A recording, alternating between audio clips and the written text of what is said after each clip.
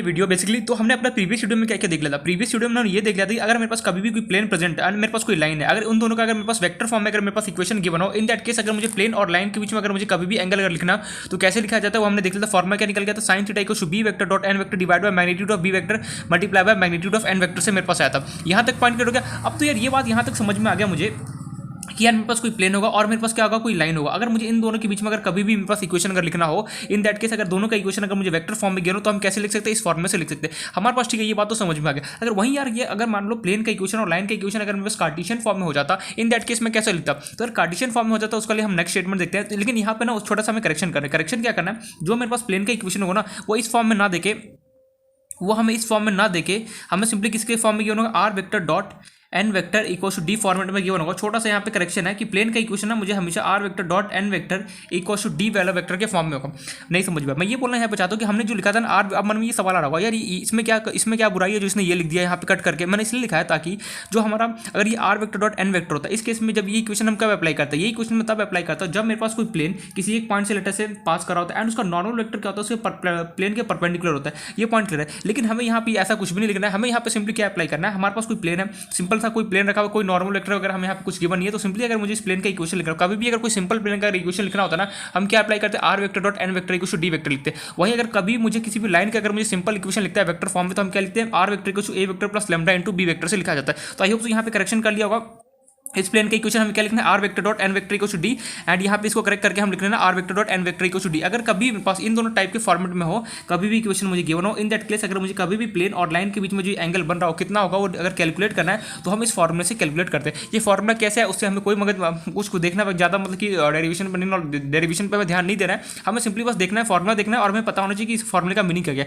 B vector N vector, B represent कर रहा है मुझे डायरेक्शन रेशियो किसका, direction ratio of line L1 का, और एन वेक्टर मेरे पास क्या रिप्रेजेंट कर रहा है, मेरे पास नॉर्मल वेक्टर ऑफ प्लेन का रिप्रेजेंट कर रहा है। वहीं अगर यहाँ पे मेरे पास दूसरा क्वेश्चन ये राइज हुआ मन में, यार प्लेन और अगर लाइन का अगर मेरे पास मान लिया अगर ये कार्टेशियन फॉर्म अगर इक्वेशन हो जाता, इन दैट केस तो कैसे क्वेश्चन को सॉल्व करें यार। तो देखते हैं उसका फॉर्मूला। तो अपना नेक्स्ट स्टेटमेंट जो है, नेक्स्ट जो हमारा स्टेटमेंट है, if the equation of line is x minus x1 divide bye x minus x1 divide by क्या लेना है, ए बी सी ले, चलो a1 ले लेते हैं, equals to y minus y1 divide by b1 equals to z minus z1 divide by c1 and the equation of plane is यहाँ पे a1 b1 c1 ले लेते हैं, यहाँ पे ले लेते हैं ax plus by plus cz plus d ले लेते हैं, चलो प्लस d इक्वल्स टू 0 मुझे गिवन है। then the angle between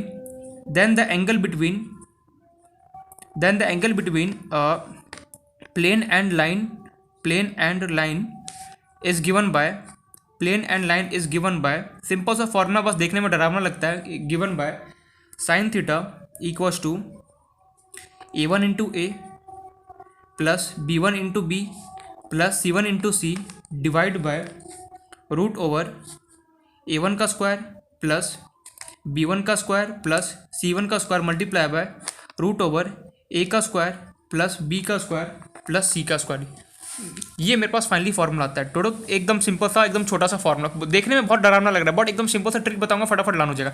तो यहाँ पे क्या बोल रहे हैं, सबसे पहले स्टेटमेंट देखो, अगर मेरे पास कोई प्लेन है और लेटर से मेरे पास कोई लाइन है, अगर मुझे देखो if the equation of line is, अगर मेरे पास कोई लाइन है उसका मुझे इक्वेशन गिवन है कार्टेशियन फॉर्म के अंदर, किसमें x minus x1 divide by a equals to y minus y1 divide by b equals to z minus z1 divide by c। यार ये इक्वेशन कैसे तूने लिख दिया, कि इसके अलावा तो और क्यों इक्वेशन क्यों नहीं लिख सकता था। याद कर हमने जब देखा था कि पॉइंट पैरेलल फॉर्म के अंदर हमने देखा था, जो पहला टॉपिक था कभी भी इक्वेशन ऑफ लाइन निकालने का, उसके अंदर हमें सिंपली अगर मुझे किसी लाइन का अगर मुझे सिंपल अगर मेरे पास कोई लाइन किसी एक पॉइंट से अगर पास कर रहा होता था, इन दैट केस अगर मुझे इसका कार्टेशियन फॉर्म लिखना होता था, क्या होता था, x minus x1 by equals to y minus y1 by b equals to z minus z1 में क्या होता था, c होता था। एंड ये तो ठीक है, लाइन का इक्वेशन गिवन है, और तेरे पास प्लेन का इक्वेशन लेटर से तेरे पास गिवन है ax plus by plus cz plus d मेरे पास इक्वल्स टू मुझे 0 गिवन है। ये प्लेन का इक्वेशन गिवन है। अब प्लेन का इक्वेशन में मन में ये क्वेश्चन अरेज होगा, यार प्लेन के इक्वेशन में से ax plus by plus cz क्यों ले, इसके अलावा तो यार प्लेन में ही तो बहुत सारे इक्वेशन हमने देखा था, लेकिन ऐसा सिंपल ये क्यों ले, क्योंकि सबसे बेसिक इक्वेशन अगर कोई बोले कि सिंपल सा बता प्लेन का इक्वेशन बेसिक क्या होता है, तो हमें क्या बोला ax plus by plus cz plus क्या होता है d। क्यों आया, याद करो R vector dot N vector equals to d में जब हमने देखा था कि अगर मेरे पास कोई प्लेन किसी एक पॉइंट से पास कर रहा होता है,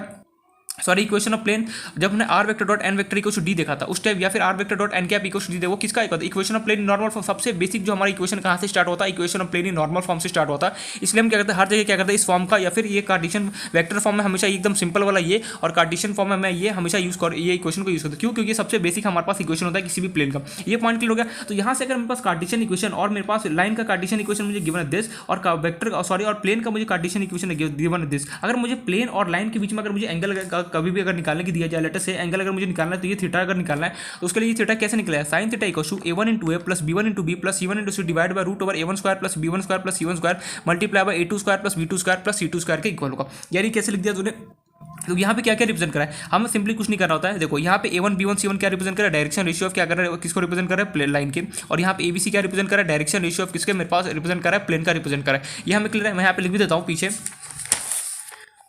a1 b1 c1 represent a1 b1 c1 represent direction ratio of line,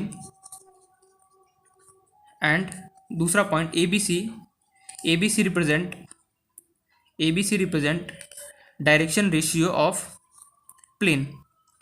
तो अब जो बेसिकली ये क्या जो मैं लिख रहा हूँ ना, ये बेसिकली क्या कर रहा हूँ, a1 into A plus b1 into B plus c1 into C divide by this के। अब बहुत लोग जो होता है ना, बल्कि कई सारे बुक्स में ऐसा भी होता है कि किसी का मन हुआ कि direction ratio a1 b1 c1 ना लेके l1 m1 कुछ भी ले सकता है, उससे हमें कोई फर्क नहीं पड़ता। बस हम हमेशा याद रखना, कभी भी अगर मुझे दो प्लेन के बीच में, देखो इसका ये फॉर्मुला कैसे लाना होगा उसका सिंपल सा ट्रिक बता रहा हूँ। और कभी भी अगर मुझे दो लाइन और प्लेन के बीच में अगर मुझे एंगल निकालना और उसका इक्वेशन अगर मुझे कार्टेशियन फॉर्म में गिवन हो, सिंपली सबसे पहले लिखना साइन थीटा लिखा। हमें क्या करना, दोनों प्लेन और प्लेन का और लाइन का डायरेक्शन रेशियो चुपचाप से बाहर बुला लिया। सिंपली क्या करना, a1 into a1 b1 into B c1 into C ऊपर कर देना, और नीचे क्या करना, a1 b1 c1 का स्क्वायर, फिर दूसरे का a1 b1 c1 का स्क्वायर कर देना। तेरे पास इजीली तेरे पास आंसर मिल जाएगा। नहीं समझा, मैंने ये बोलना चाह रहा हूँ, और कभी भी हमारे पास मान लो चाह रहा हूँ कि यार तेरे पास कभी भी मान लो मेरे पास कोई दो लाइन है, एक बस ऐसे एग्जांपल दे रहा हूँ, अभी तो प्रॉपर एग्जांपल देखेंगे। अगर मेरे पास कोई प्लेन है, इसका लेटर से मानना डायरेक्शन रेशियो मुझे गिवन है, ऐसे मैं जनरल बोल रहा हूँ 2 3 4, एंड इस लेटर से मेरे पास कोई लाइन, इसका डायरेक्शन रेशियो मुझे गिवन है 1 2 3। अगर कोई बोले प्लेन और लाइन के बीच में एंगल कितना बनेगा, लेटर से मान लो थीटा मुझे नहीं पता, सिंपली मैं क्या करूँगा, साइन थीटा इक्वल टू क्या होगा, हमेशा याद रखना फॉर्मुला कैसे होगा,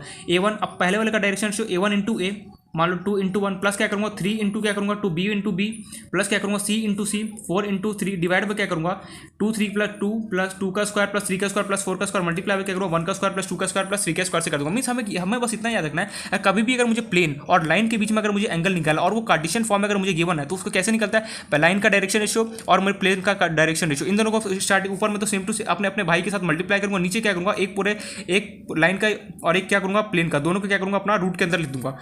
ये पॉइंट हमें क्लियर हो गया, ठीक है, ये बात तो समझ में आ गया। बस इतना याद रखना, अगर कभी भी अगर मुझे प्लेन गिवन हो और मेरे पास एक लाइन गिवन हो, अगर उन दोनों के बीच में अगर एंगल निकाला है कार्टेशियन फॉर्म, अगर फॉर्मुला बाई चांस भूल भी जाए तो इतना याद रखना, अपने लाइन और प्लेन के डायरेक्शन रेशियो अपने भाई के साथ क्या करना, मल्टीप्लाई करना, डिवाइड बाय क्या करना, a1 square plus b1 square plus c1 square multiply bye जो दूसरा मेरे पास प्लेन या फिर लाइन है उसका डायरेक्शन रेशियो का हमें स्क्वायर लिखना है। ये पॉइंट हमें क्लियर हो गया। अब कैसे इसका यूज होता है ये हमें देखना है, लेकिन मन में ये सवाल आ रहा होगा ना, इसको प्रूफ कर देता है एक बार कि कैसे आया, तो मैं प्रूफ कर दूँ या फिर छोड़ दूँ। यहाँ पे अगर मैं चाहूँ तो मैं इसको प्रूफ भी कर सकता हूँ, जो हमने यहाँ पे लिखा ऑलरेडी, ये पूरा तामझाम लिखा कि साइन थीटा इक्वल टू कैसे आया, फिर ये मेरे पास कैसे आया। अगर मैं इसको प्रूफ करना चाहूँ तो प्रूफ कर सकते हैं, बट हमारे लिए प्रूफ इतना इंपॉर्टेंट नहीं है। बट फिर भी मैं एक बार थोड़ा सा बस हिंट दे देता हूँ कि रियलिटी में आया कैसे। यहाँ पे ना थोड़ा बहुत यहाँ पे अगर मैं प्रूफ करने चला जाऊँ तो बहुत टाइम कंज्यूम हो जाएगा और किसी काम का भी नहीं। बस हमें इतना याद रखना है, हमें कोई लेना देना नहीं है प्रूफ से, बट हमें समझ लेना है हमें बस फॉर्मुला याद करना है, बस काफी हो गया। जहाँ मुझे लगता है कि हाँ मुझे प्रूफ बताना चाहिए, वहाँ मैं ऑलरेडी बता चुका हूँ। जहाँ पे equation of plane in normal form में जहाँ मुझे लगा कि हाँ मुझे प्रूफ बताना चाहिए, वहाँ मैंने बताया। और ऐसा बहुत सारे ऐसा जगह है जहाँ पे मैंने प्रूफ इसलिए नहीं बताया, डायरेक्ट फॉर्मुला इसलिए दिया। ऐसा नहीं कि मुझे प्रूफ नहीं आता है, बिल्कुल आता है। ऐसा नहीं कि थोड़ा सा भी प्रूफ नहीं आता, बिल्कुल आ रहा है मुझे प्रूफ कैसे करते हैं। बट मैं इसलिए लिख रहा हूँ कि टाइम हमारे पास 1 आवर निकल जाएगा, मीन्स 20 to 30 मिनट्स निकल जाएगा प्रूफ करने में, और फिर किसी काम का भी नहीं प्रूफ। कोई हमसे एग्जाम में पूछने नहीं वाला कि भैया प्रूफ करके बता ये साइन थीटा और ये जो तेरे पास ये दोनों आया कैसे। बस हमें फॉर्मुला याद होना चाहिए कि अगर कभी भी प्लेन और लाइन के बीच में अगर मुझे एंगल निकालना, अगर वेक्टर फॉर्म में गिवन हो तो मैं ये फॉर्मुला यूज करूँ, अगर कार्टेशियन फॉर्म में गिवन हो तो मैं ये फॉर्मुला यूज करूँगा। बस हमें ये दो स्टेटमेंट पता होना चाहिए फॉर्मुला कि लाइन का इक्वेशन मेरे पास R vector equal to A vector plus lambda into B vector form में गिवन होना चाहिए, और प्लेन का इक्वेशन किस फॉर्म में गिवन होना चाहिए, R vector dot N vector equal to D formative. अगर इन दोनों फॉर्म में गिवन हो, इन दैट केस अगर मुझे प्लेन और लाइन के बीच में एंगल निकालना तो दिस। वहीं अगर कार्टेशियन फॉर्म में अगर मैं आ जाऊँ, अगर मेरे पास प्लेन का इक्वेशन मुझे गिवन है ax plus by plus cz plus d के टर्म में गिवन है, तब तो मैं ये, और लाइन का इक्वेशन में दिस, तब मैं ये फॉर्मुला यूज करूँगा। अदरवाइज मैं डायरेक्टली मना कर दूंगा, बोलूँगा कि मैं इस फॉर्मुला का यूज नहीं कर सकता। तो आई होप ये समझ में आ गया हो कि प्लेन और लाइन के बीच में अगर कभी भी अगर मुझे एंगल निकालना हो, वेक्टर फॉर्म और कार्टेशियन फॉर्म में क्या फॉर्मुला होता है, कैसे उसको निकाला जाता है, ये हमने देख लिया। अब देखते हैं यार ये फॉर्मुला तो चलो आ गया, अब इसका यूज कैसे होगा वो हमें बता दे। तो आप देखते हैं इसका यूज। देखो स्टार्टिंग में बहुत सिंपल क्वेश्चन आ रहा है इसमें ना, जो आज का जो ये वीडियो बेसिकली अभी का वीडियो है ना, इसमें बहुत सारे क्वेश्चन आने वाले। ये टॉपिक है ना, इसके अंदर बहुत सारे हमारे पास क्वेश्चन होते हैं। लाइन और प्लेन को इन लोगों ने इतने जगह मतलब कि इन लोगों ने यूज किया है, उसका पूछो मत। तो जनरली क्या कहते हैं लाइन और जो भी हमने अभी तक पढ़ा ना उन सबका क्या करेगा ये लोग कॉम्बिनेशन में देगा। एक बार लाइन दे देगा, प्लेन को बोलेगा इंटरसेक्ट हो रहा होगा। हमने देखा था कि दो प्लेन अगर आपस में इंटरसेक्शन हो रहा होगा तो उस केस में क्या इक्वेशन होता है। इसलिए बोलो कि जो भी हमने बेसिक अभी तक पढ़ा ना उन सारे चीज़ों का यहाँ पे भी यूज होने वाला है एंगल बिटवीन प्लेन और लाइन में। अब तो ये तो ठीक है छोटा सा एक टॉपिक। अब जो नेक्स्ट जो आने वाला है ना इस पर क्या होगा ना, आज इस वीडियो में बहुत सारे हम क्वेश्चन देखने वाले प्लेन और लाइन के बीच में दोनों को आपस में कंबाइन करके किस टाइप से हमारे पास क्वेश्चन बन सकता है वो हमें यहाँ पे देखना है। बट उससे पहले हम फिलहाल हम ये देखना है लाइन और प्लेन के बीच में अगर मेरे पास कभी भी एंगल निकाला तो फॉर्मुला क्या होता है वो हमने देख लिया। अब देखते हैं इसका यूज कैसे किया जाता है वो हमें यहाँ पे देखना है। तो स्टार्ट करते हैं अपना पहला क्वेश्चन। तो हमारा फर्स्ट क्वेश्चन है find the angle between find the angle between find the angle between the plane find the angle between the plane sorry find the angle between the line. Let us say line का मुझे equation given R vector equals to I cap plus 2j cap minus k cap plus lambda I cap minus j cap plus k cap and the plane. Find the angle between the line and the plane and plane का later से मुझे equation given है R vector dot 2i cap minus j cap plus k cap equals to मुझे given है कितना 4। ये मेरे पास question है। क्वेश्चन मेरे पास क्या बोल रहा है find the angle between line and plane, जो कि मुझे लाइन और प्लेन का मुझे इक्वेशन गिवन है दिस। सबसे पहले मैंने एक बनाया प्लेन डायग्राम 3D में हमेशा कोशिश किया करो डायग्राम बनाने का, भले छोटा सा बना बट हमें डायग्राम तो बनानी नहीं आओ। तो मुझे बोला जा रहा है हमें बोला जा रहा है find the angle between the line. मेरे पास कोई लाइन है उसका मुझे इक्वेशन लेटर से गिवन है R vector equals to I cap plus 2j cap minus k cap plus lambda into I cap minus j cap plus k cap and मेरे पास कोई प्लेन है। इस प्लेन का मुझे इक्वेशन गिवन है R vector dot 2i cap minus j cap plus k cap equals to 4 मुझे given है। मुझे बोला जा रहा है plane find the angle between the line R vector कुछ दिस एंड द प्लेन। मुझे लाइन और प्लेन के बीच में मुझे लाइन ये वाला लाइन और ये प्लेन के बीच में एंगल निकाला है। मीन्स कौन सा एंगल, ये मुझे थीटा एंगल निकाला है। अब हमें डायग्राम वगैरह ये नहीं सोचना है कि कौन सा एंगल होगा, बस हमें देखना लाइन और प्लेन के बीच में लेटर से मुझे थीटा एंगल निकाला है। अब सबसे पहले कैसे निकाला जाए, अभी जस्ट हम पढ़ के आए कि अगर कभी भी मुझे लाइन और प्लेन के बीच में अगर एंगल निकालना होता है, अगर वो वेक्टर फॉर्म में अगर इक्वेशन गिवन हो, इन दैट केस फॉर्मुला क्या होता है। ठीक है फॉर्मुला तो ठीक है लिख देंगे साइन थीटा इक्वल्स टू जो भी मेरे पास होता है मैं लिख दूंगा। लेकिन फॉर्मुला लिखने से पहले हमें क्या चेक करना पड़ेगा, क्या मेरे पास जो इक्वेशन गिवन है क्या वो मेरे पास, अगर मेरे पास लाइन का इक्वेशन होगा तो किस फॉर्मेट में होना चाहिए, R vector equals to A vector plus और मेरे पास ये लाइन लिख रहा हूँ। और प्लेन का इक्वेशन किस फॉर्म में होना चाहिए मेरे पास, R vector dot N vector equals to D vector. क्या मेरे पास लाइन का इक्वेशन इस फॉर्म में गिवन है, मैंने बोला अभी चेक कर लेते हैं। कभी भी हमें अगर सिंपल बता रहा हूँ, अगर कभी मेरे पास एंगल बिटवीन लाइन और प्लेन चेक करना हो सबसे पहले फॉर्म चेक कर लेना, क्या मेरे पास लाइन का इस फॉर्म में गिवन है, क्या मेरे पास प्लेन का इस फॉर्म में गिवन है, या फिर कार्टेशियन इक्वेशन ही क्यों ना हो मेरे पास, क्या जो हमारे पास स्टैंडर्ड फॉर्म है। हमें कुछ याद ना रहे ना तो बस इतना याद रखना कि मेरे पास लाइन का इस फॉर्म में होना चाहिए और प्लेन का मेरे पास R vector dot N vector के फॉर्म में होना चाहिए, कार्टेशियन फॉर्म में इस फॉर्म में होना चाहिए और मेरे पास कार्टेशियन फॉर्म में लाइन का इक्वेशन इस फॉर्म में क्वेश्चन गिवन होना चाहिए, और जो प्लेन जो होगा उसका मेरे पास कार्टेशियन फॉर्म में इस फॉर्म में मेरे पास इक्वेशन गिवन होना चाहिए। अगर इस फॉर्म में नहीं होगा तो मैं डायरेक्टली मना कर दूंगा क्योंकि ये हमारे पास वैलिड नहीं होगा वहाँ पे फॉर्मुला। तो मैंने देखा ये जो फॉर्मुला है क्या लाइन का मेरे पास R equal to A vector plus lambda into B vector, जैसे मैंने बोला बिल्कुल ये ए वेक्टर की तरह काम कर रहा है, यहाँ पे लैम्डा भी और बी वेक्टर है। मीन चलो लाइन का तो निपट गया। अब प्लेन की बारी, प्लेन मेरे पास ये R vector dot N vector को डी मीन्स दोनों क्या कर रहा है स्टैंडर्ड फॉर्म में मेरे पास इक्वेशन गिवन है तो मैं यहाँ पे निकाल सकता हूँ। ठीक है ये बात तो समझ चेक कर लिया मैंने कि हाँ यार दोनों लाइन और प्लेन का इक्वेशन हमें एकदम करेक्ट वे में लिखा हुआ है, इस फॉर्म में हमें गिवन है। अब यार मुझे पता है कि अगर मेरे पास कभी भी लाइन और प्लेन के बीच में अगर एंगल निकाला और वेक्टर फॉर्म में होता है इन दैट के उसका एंगल का फॉर्मुला क्या होता है, साइन थीटा इक्वल्स टू होता है मेरे पास। यार फॉर्मुला याद नहीं है, मैंने बोला फॉर्मुला याद नहीं है तब तो कोई काम नहीं होने वाला, क्योंकि 3D पूरा चैप्टर ही फॉर्मुले का है। अगर फॉर्मुला याद नहीं है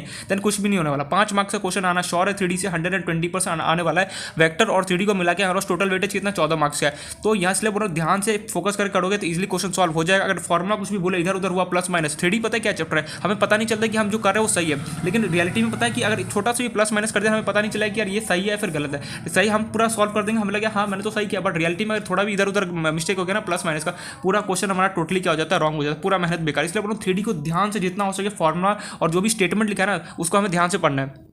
साइन थीटा इक्वल टू मेरा फॉर्मुला होता है B vector dot N vector, भूल गया इतनी जल्दी, divide by magnitude of B vector divide by magnitude of N vector मेरे पास फॉर्मुला होता है। यार अब बी वेक्टर एन वेक्टर कहाँ से लाऊं, तो सिंपली मुझे लाइन का इक्वेशन गिवन है, ये मैंने सिखाया था लाइन के अगर कोई भी इक्वेशन लिखना तो सिंपली लाइन के लिख के ऐसे मैं लिखता हूँ। तो लाइन का इक्वेशन मुझे गिवन है R vector equals to I cap plus 2j cap minus k cap plus lambda I cap minus j cap plus k cap मुझे गिवन है। सिंपली मुझे पता है ये किसकी तरह बिहेव करेगा ए वेक्टर, ये किसकी तरह लैम्डा, ये किसकी तरह बिहेव करेगा बी वेक्टर। तो मेरे पास बी वेक्टर क्या निकल के आएगा यहाँ से I cap minus j cap plus k cap. याद है फिर भूल गया लाइन में बी वेक्टर बेसिकली हमें क्या रिप्रेजेंट करता है, डायरेक्शन रेशियो ऑफ किसका, लाइन का। अब सिंपली प्लेन की बारी, प्लेन को शॉर्ट फॉर्म पी लिख रहा हूँ। प्लेन का मुझे इक्वेशन गिवन है R vector dot 2i cap minus j cap plus k cap equal to मुझे कितना गिवन है 4 गिवन है।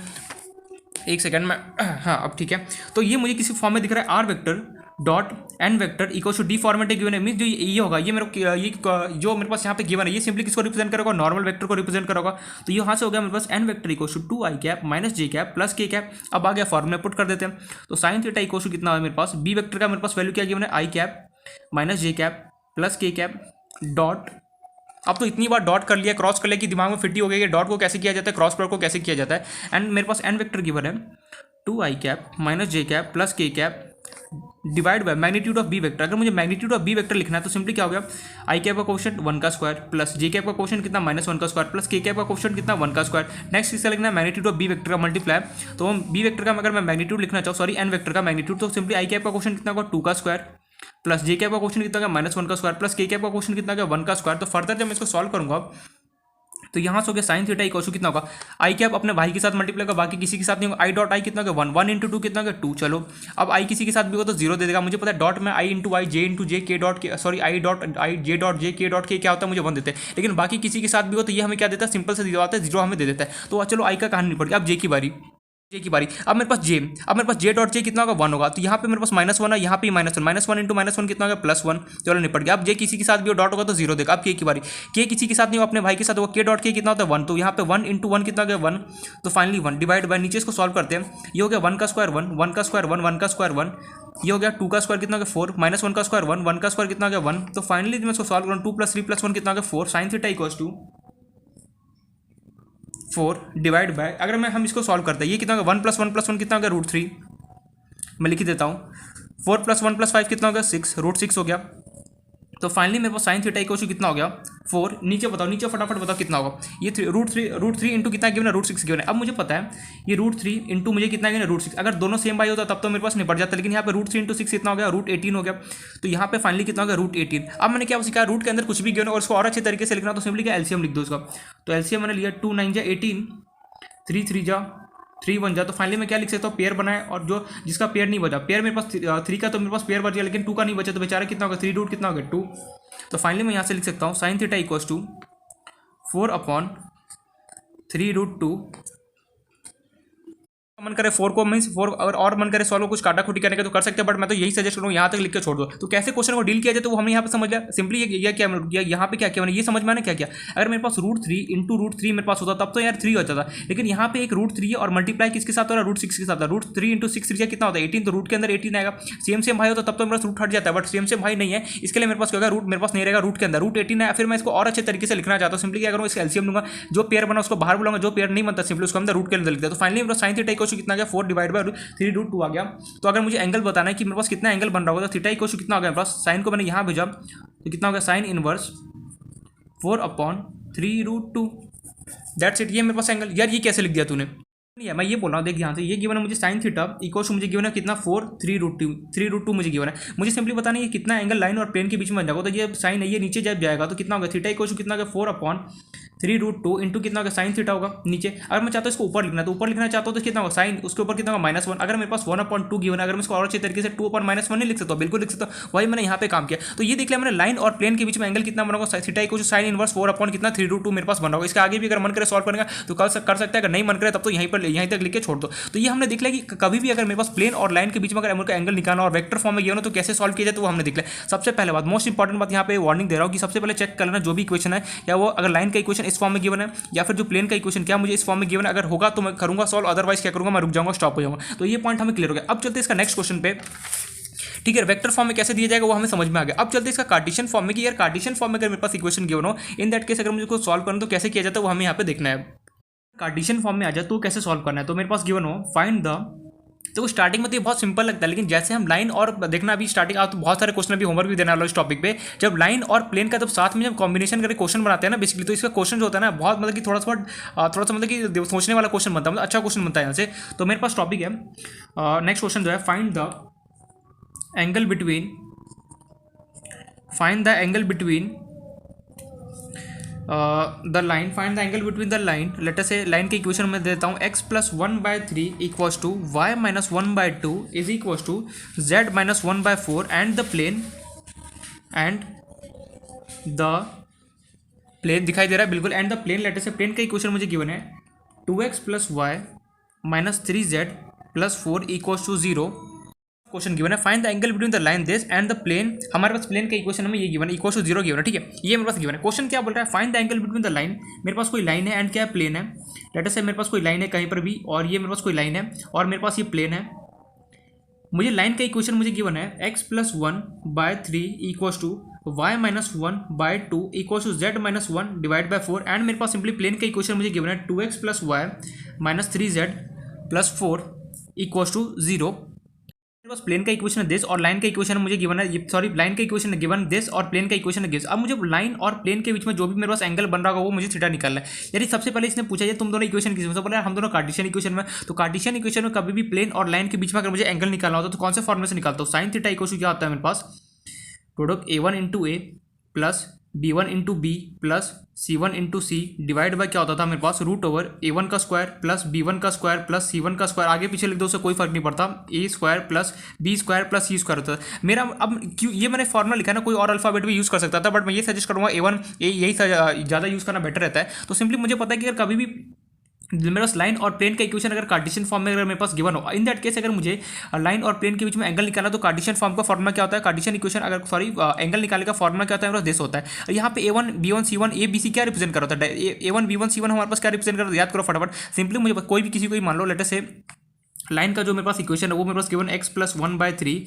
Equal to y-1/2 equal to मुझे गिवन है z-1/4 एंड मेरे पास जो प्लेन है उसका इक्वेशन मुझे गिवन है 2x + y - 3z + 4 equal to 0। अब मुझे पता है जो लाइन के जो नीचे वाले अल्फाबेट होते हैं याद करो, ये हमें क्या देता था, डायरेक्शन रेशियो देता था। और मुझे सिंपली मैंने मान लिया a1 b1 c1 इसको, और मेरे पास जो यहाँ पे जो इस लाइन के XYZ के जो कोफिशिएंट होगा वो मुझे डायरेक्शन रेशियो देगा, तो मैंने इसको ABC मान लिया। लेकिन किसी के मन में ख्याल है ये कि नहीं मैं इसको a1 b1 c1 मानूंगा और मैं इसको ABC मानूंगा। मैंने बोला जिसको जो माना है वो मान सकता है, फॉर्मूले में कहीं भी इंटरचेंज भी कर सकता है, उससे हमें कोई मतलब नहीं। तो सिंपली मैंने यहाँ से डायरेक्शन रेशियो क्या क्या आ गया मेरे पास 3 2 4। यार ये कैसे लिख दिया, अरे यार मुझे पता है कोई भी लाइन का इक्वेशन की उसके नीचे में जो ये फॉर्मेट होता है ABC क्या रिप्रेजेंट करता है, मैं डायरेक्शन रेशियो कर रहा होता है। और मेरे पास यहाँ पे अब मेरे पास ये प्लेन है, प्लेन के XYZ के जो कोफिशिएंट हमें क्या रिप्रेजेंट करता है, डायरेक्शन रेशियो। तो ये हो गया बस 2, 1, कितना हो गया -3, ये x का क्वेश्चन कितना हो गया 2, y का क्वेश्चन कितना हो गया, z का क्वेश्चन कितना हो गया -3। तो ये मेरे पास डायरेक्शन आ गया, डायरेक्शन रेशियो प्लेन का आ गया, लाइन का आ गया। अब मैं सिंपली बोलता हूँ ये मेरे पास a1 है, ये b1 है, ये c1 है, ये मेरे पास a, ये है b, ये c। अब मन में ये सवाल आएगा यार नहीं मेरा मन करेगा मैं इसको a1 b1 c1 मानूँ, मेरा मन करेगा मैं ABC c1। मैंने बोला किसी को जो मन करे वो तो मान सकता है,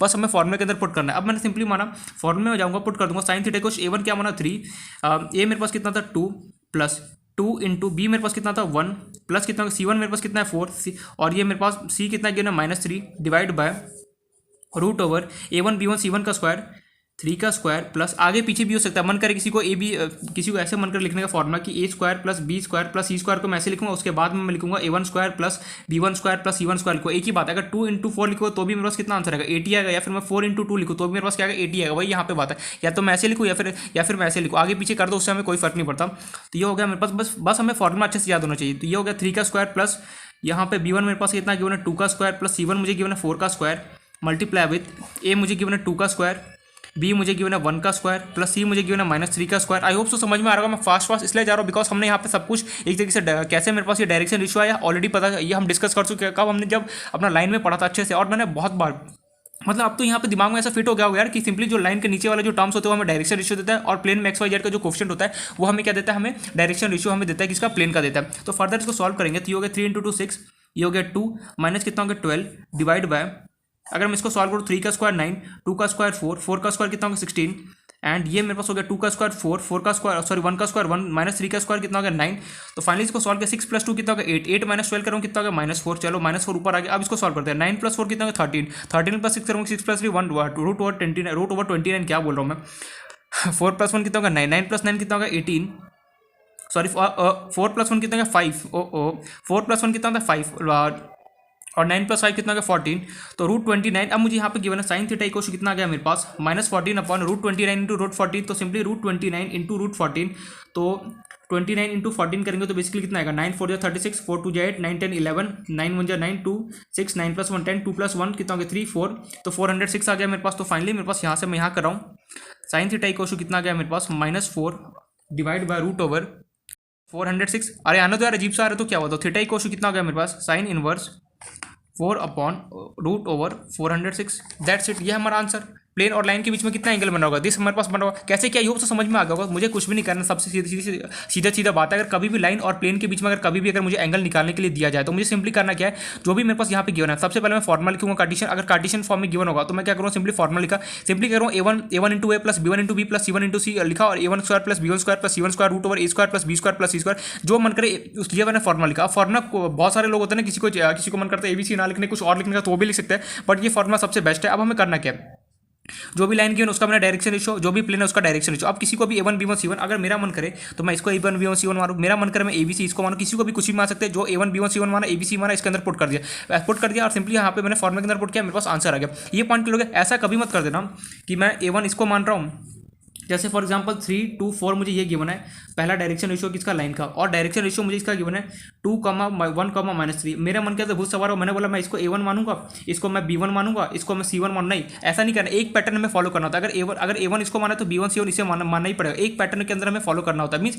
A1 इसको मान लिया तो A1 B1 C1, अगर इसको एक बार मान ले तो A B C हम ऐसे पैटर्न में फॉलो करना पड़ता है। ऐसा नहीं होता कि एक को A1 इसको माना तो B1 इसको मान रहा हूँ, फिर B1 इसको माना तो C1 दूसरे वाले को, नहीं, ऐसा नहीं होता। अगर एक लाइन को सबसे पहले फिक्स कर लो, एक डायरेक्शन रेशियो कि मैं तुझे A1 B1 C1 मानूं, फिर दूसरे को फिक्स कर दो कि मैं तुझे ABC मानूंगा, ऐसे हमें करना होता है। ऐसा नहीं होता है कि उल्टा पुल्टा मानो, A1 इसको मानो फिर B1 दूसरे वाले से जा रहा हूँ, फिर C1 इसको मानो फिर B इसको मानो, नहीं, ऐसा हमें नहीं करना होता। कोई भी मेरे पास दो भी डायरेक्शन रेशियो मेरे पास है, सिंपली किसी को भी A1 B1 C1 मानो, किसी को भी ABC मान सकते हो, हमारे ऊपर टोटली चॉइस होता है। फिर हमें फॉर्मूले के अंदर पुट किया, ये मेरे पास आंसर आ गया। तो एकदम इजी सा क्वेश्चन होता है, कैसे डील किया जाता है, आई होप तो समझ में आ गया। अब मैं ये चाहता हूँ, इसी को अगर मैं बोलूँ कि वेक्टर फॉर्म के वेक्टर जो हमारे पास है ना, वेक्टर क्या बोलो कि जो इसी को, जो हमारा क्वेश्चन है, इसी को मैं चाहता हूँ कि तुम वेक्टर के तरीके से सॉल्व करो। वेक्टर मतलब जो मेथड है उसके तरीके से सॉल्व किया। यार वेक्टर में कैसे सॉल्व करो, यहाँ पे तो मुझे कार्टेशियन फॉर्म गिवन है, मैंने बोला बिल्कुल सही, तेरे पास कार्टेशियन फॉर्म तो गिवन है, लेकिन तू कार्टेशियन फॉर्म से वेक्टर फॉर्म में कन्वर्ट नहीं कर सकता है। अब बहुत बार सीख चुके हैं, मैंने इस पर क्वेश्चन भी कराया था कि कार्टेशियन फॉर्म से हम कैसे वेक्टर फॉर्म में कन्वर्ट करते हैं। तो होमवर्क यही है, इस क्वेश्चन को सॉल्व बाय वेक्टर मेथड, इस क्वेश्चन को सॉल्व करने किससे, vector method, solve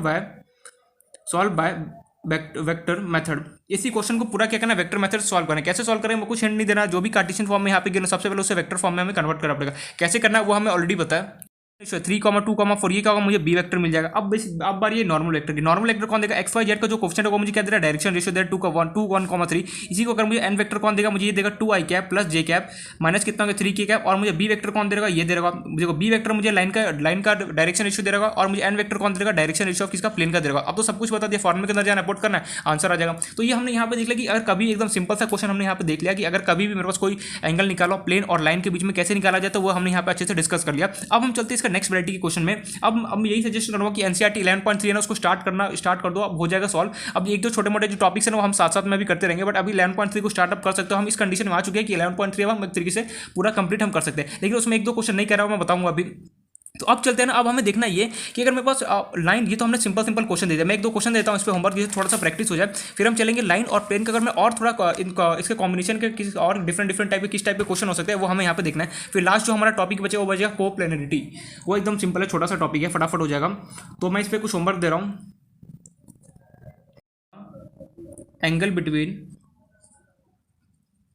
find the angle between the line, later से मुझे गिवन है R vector equals to 2i cap plus 3j cap plus 9k cap plus lambda into मुझे given है 2i cap plus 3j cap plus 4k cap, and the plane मुझे given है, and the plane वो हमें given है R vector. एक तरीके से हम 3D ना पूरा कंप्लीट हो चुका है, 95% हम बोल सकते हैं कंप्लीट हो चुका है। बस हमें डिफरेंट टाइप के अब देखना है लाइन और प्लेन को कॉम्बिनेशन करके किस टाइप से हम और क्वेश्चन बना सकते हैं, बस हमें वो देखना है। और लास्ट में एक टॉपिक है कोप्लेनरिटी, वो हमें देखना है। आई कैप प्लस जे कैप प्लस कितना है गिवन है के कैप इक्वल टू मुझे गिवन है 5। एंड सेकेंड क्वेश्चन है फाइंड द, थोड़ा सा घुमा दिया जाए, find the angle between the, अगर 2 पॉइंट दे दिया जाए तो कर पाओगे या फिर नहीं, ये सोच रहा हूँ मैं। 2 पॉइंट अगर मैं दे दूँ, ठीक है, पहले एकदम सिंपल देता हूँ। पहले तो find the angle between the line x minus 1 divide by 1 equals to y minus 2 divide by minus 1 equals to z plus 1 divide by 1, and the plane हमें गिवन है 2x plus y minus z equals to 4। ये दूसरा question. एक और मैं question देना चाहता हूँ, तो थोड़ा सा ट्रिकी एक तरीके से बोलूँ तो, और उसमें हो पाएगा फिर एक बार ट्राई करना इसको, बस ट्राई करना, इसको देखना हो पाता है या नहीं। Find the angle, short form लिख रहा हूँ, angle between the line joining the points 3, -4, -2 and 12, 2, 0 and the plane मुझे गिवन है and the plane 3x - y plus Z equals to 1। ये बेसिकली क्वेश्चन है। इस क्वेश्चन को बस ट्राई करना एक बार, मैं इसमें कोई हिंट नहीं देना चाहता, मैं चाहता हूँ एक बार तुम खुद से सोचो क्या होता है, इसमें अप्रोच कैसे लगेंगे, फिर हम देखेंगे। अगर नहीं होता है इन्फॉर्म करना, अगर नहीं थोड़ा सा भी समझ में आएगा, बस मैं चाहता हूँ इस क्वेश्चन को कैसे सॉल्व करो, बस का अप्रोच बताओ। क्वेश्चन सॉल्व हो या फिर ना हो, उससे मुझे कोई मतलब नहीं, बस मुझे अप्रोच जानना है। टॉपिक एक तरीके से था ना, एंगल बिटवीन लाइन और प्लेन कंप्लीट हो चुका है। अब हमें ये देखना है कि अगर हमारे पास जो लाइन और प्लेन का कॉम्बिनेशन बना के और हम किस डिफरेंट टाइप के कैसे क्वेश्चन बना सकते हैं ना, वो हमें यहाँ पे अब देखना है। तो स्टार्ट करते वही हमारे पास combination of line and plane के क्वेश्चंस को। तो सबसे पहला जो हमारे पास क्वेश्चन आता है वो आ रहा है ये कि अगर मान लो मेरे पास if the line let us से गिवन है मुझे R vector equals to I cap -2 j cap plus K cap plus lambda into given है मुझे 2 i cap plus j cap plus 2 k cap is parallel to the plane. देखना यहाँ पे बहुत important है, ये मीन्स एक तरीके से बहुत अच्छा कंसेप्ट है, यहाँ पे सीखने को मिलता है। Parallel to the plane and plane का लेटर से मैं इक्वेशन दे दूँ R vector dot 3 i cap -2 j cap plus m k cap equals to 14। अब उसने बोल दिया find the value of m, यार ये क्या क्वेश्चन दे दिया। क्वेश्चन क्या देखो ध्यान से, यहाँ से ना नए एक तरीके से बहुत कुछ सीखने को मिलेगा। अच्छा कंसेप्ट है ये। लाइन और प्लेन को हम कंबाइन करके कैसे हम इक्वेशन बना सकते हैं वो हमें यहाँ पे मीन्स किस टाइप के क्वेश्चन बना सकते हैं वो हमें यहाँ पे देखना है। क्वेश्चन हमें क्या बोल रहा है, सबसे पहले ये देखो क्वेश्चन मुझे बोला है मेरे पास एक लाइन है, ठीक है, जिसका मुझे एक लाइन लेटर से आर वेक्टर इक्वल टू, मेरे पास उसका इक्वेशन मुझे गिवन है R vector equal to I cap -2 j cap plus this, जो भी मेरे पास यहाँ पे गिवन है। सबसे पहले किसकी तरह दिख रहा है मुझे, ये दिख रहा है मुझे R vector equal to A vector plus lambda into B vector की तरह दिख रहा है। चलो ये बात clear, is parallel to the plane. और मेरे पास क्या बोला, ये जो लाइन है ना वो पैरेलल है प्लेन के साथ। ये पैरेलल होने का मतलब क्या है, ये जो मेरे पास लाइन प्लेन है इसके क्या होगा, पैरेलल होगा। या तो ऐसे हो सकता है या फिर मान लें और कैसे हो सकता है, पैरेलल होने के लिए सिंपली मान लें ये ऐसे हो सकता है, या फिर और कैसे हो सकता है, ये मेरे पास कोई प्लेन है कुछ ऐसे हो जाए, या फिर मान ले ऐसे हो जाए, कैसे भी पैरेलल हो सकता है। मेरे पास बहुत सारे तरीके हैं पैरेलल होने के लिए। तो मुझे यहाँ पे ये बोला जा रहा है मेरे पास ये जो लाइन है ना वो क्या है, प्लेन के पैरेलल है। ये पॉइंट दिख रहा है या फिर नहीं दिख रहा, समझ में आ रहा है मैं जो बोला हूँ। मुझे ये बोला जा रहा है मेरे पास कोई एक लाइन है, देखो क्या बोला, if the line R vector कुछ जो भी मेरे पास लाइन का इक्वेशन गिवन है वो एंड वो क्या है पैरेलल है किसी, देखो क्या बोला इस पैरेलल टू द प्लेन, जो मेरे पास क्या पैरेलल है किसके, प्लेन के, जो जिसका मुझे इक्वेशन गिवन है दिस। अब मुझे क्वेश्चन वाला ये बोल रहा है एम का मुझे वैल्यू बता क्या होगा। एम मीन्स जो यहाँ पे मुझे एम है उसका मुझे वैल्यू बताना है कि एम का वैल्यू होगा तो होगा क्या रियलिटी में। यार कैसे सॉल्व किया जाए, सोचो जरा सोचो कैसे सॉल्व करना। क्वेश्चन ये बोल रहा है, पहले क्वेश्चन समझो फिर हम देखेंगे इसका, देखेंगे कैसे सॉल्व किया जाए। तो बहुत इजी क्वेश्चन होता है। हमें क्वेश्चन वाला ये बोल रहा है कि मेरे पास कोई प्लेन है, ठीक है, जिसका इक्वेशन मुझे गिवन है दिस। मेरे पास कोई एक लाइन है जो कि क्या है पैरेलल है किसके, प्लेन के, कैसे भी पैरेलल हो सकता है। अब मुझे यहाँ पे ये बोला जा रहा है कि जब एक लाइन पैरेलल हो प्लेन के, उस केस में जब मैं तेरे को यहाँ पे बोलूँ आर वेक्टर का इक्वेशन दूँ और मैंने बोला कि यहाँ पे कोई मिसिंग है मेरे पास, एम का मुझे वैल्यू बता क्या होगा, तो कैसे निकालेंगे वो हमें यहाँ पे सीखना है। यार क्वेश्चन तो समझ में आया कि एक लाइन होगा जो कि क्या होगा पैरेलल है किसके, प्लेन के, और मुझे दोनों का इक्वेशन गिवन, लेकिन मुझे यहाँ पे एम का वैल्यू बताना है। कैसे बताऊँ यार, कुछ समझ में नहीं आ रहा। मैंने बोला देख ये यहाँ पर जो गिवन है क्वेश्चन में बहुत सारे वर्ड छुपे होते हैं। ये पैरेलल वर्ड गिवन है ना यहाँ पे, ये जो पैरेलल वर्ड है, चल जा अब तो इसको सही में फेंक देना उठा के। अब जो पैरेलल वर्ड जो मेरे पास यहाँ पे गिवन है ये बहुत कुछ इंडिकेट कर रहा है। क्या इंडिकेट कर रहा है, सबसे पहले तो वो देखना है। तो सबसे पहले क्या क्वेश्चन समझ में है, क्वेश्चन हमें क्या बोल रहा है, अब इसको कैसे सॉल्व किया जाता है वो हमें यहाँ पे अब देखना है। तो स्टार्ट करते हैं अपना क्वेश्चन। सबसे पहले मुझे यहाँ पे लाइन का इक्वेशन गिवन है R vector equals to I cap -2 j cap plus K cap plus lambda into 2 i cap plus j cap plus क्या होगा 2 k कैप। ये किसकी तरह दिख रहा है मुझे, A vector plus lambda into B vector दिख रहा है। R vector equal to A vector plus lambda into B vector जैसा फॉर्मेट दिख रहा है। एंड सिमिलरली मेरे पास प्लेन का इक्वेशन गिवन है, मैं इसलिए यहाँ पे लिख देता हूँ ताकि हमें इक्वेशन भी याद रहे कि हाँ यार इस टाइप का क्वेश्चन होगा तो इस टाइप का मेरे पास इक्वेशन बन सकता है। तो और मेरे पास प्लेन का इक्वेशन गिवन है R vector dot 3 i cap -2 j cap plus m k cap equal to मुझे गिवन है कितना 14, ठीक है। अब ये किसकी तरह दिख रहा है मुझे, R vector dot N vector equal to D जैसा फॉर्मेट मुझे यहाँ पे दिख रहा है। अब यहाँ पे मेरे पास प्लेन का भी इक्वेशन गिवन है, लाइन का भी इक्वेशन गिवन है। यहाँ पे मैंने एक छोटा सा यहाँ पे कंसेप्ट बोलने वाला हूँ, क्या बोल रहा हूँ देख ध्यान से। मैंने क्या बोला यहाँ पे मुझे किसका वैल्यू निकालना है, एम का वैल्यू निकालना है, ठीक है। एम का वैल्यू कैसे निकलेगा, हम देखो इस बहुत जो यहाँ पे लाइन लिखा हुआ ना बहुत जगह यूज़ होने वाला है। अगर मुझे बोला है कि लाइन पैरेलल है किसके, प्लेन के, तो अगर मान ले अगर मैं इस प्लेन का अगर कैसे भी नॉर्मल वेक्टर अगर मैं निकालूंगा तो सिंपली क्या वो परपेंडिकुलर नहीं होगा प्लेन लाइन के साथ। ओ भाई साहब क्या बोल दिया तूने, मैं ये बोल रहा हूँ यहाँ पे अगर मेरे पास ये प्लेन है, ठीक है, अगर प्लेन का अगर मैं कैसे भी कोई भी नॉर्मल वेक्टर निकालूंगा इस लाइन पर ड्रॉ करूंगा तो क्या वो लाइन और प्लेन का ये नॉर्मल वेक्टर आपस में परपेंडिकुलर नहीं होगा। यार ये बोल क्या रहा है यार, कुछ समझ में नहीं आ रहा। मैंने बोला देख ध्यान से, कि अगर मेरे पास कोई प्लेन है, अगर मैं ये प्लेन और ये लाइन अगर पैरेलल गिवन हो तब ऐसे नहीं हो सकता। अगर मेरे पास ये पैरेलल गिवन है मींस ये दोनों आपस में क्या पैरेलल है, पैरेलल गिवन अगर मैं यहाँ पे ऐसे ड्रॉ करूंगा, अगर मैं इस प्लेन से अगर मैं नॉर्मल वेक्टर ही करूँगा तो ये परपेंडिकुलर नहीं होगा, लाइन के साथ कितना एंगल बनेगा, परपेंडिकुलर बनेगा। यार तुझे कैसे पता चले परपेंडिकुलर बनेगा? अगर मान ले मेरे पास कोई ऐसा प्लेन होता एंड मेरे पास लेटर से कोई ऐसा लाइन है, ये तो परपेंडिकुलर नहीं बनेगा। अगर मेरे पास लाइन, अगर मैं यहाँ पे बोल दूँ कि ये जो लाइन है अगर इसके साथ इस प्लेन के साथ ये पैरेलल है, तो हमेशा याद रखना जो लाइन से जो लाइन का जो नॉर्मल निकलेगा वो प्लेन के साथ प्लेन का जो नॉर्मल निकलेगा वो क्या होगा, लाइन के साथ कितना एंगल बनेगा, 90 डिग्री मेरे पास बना रहा होगा।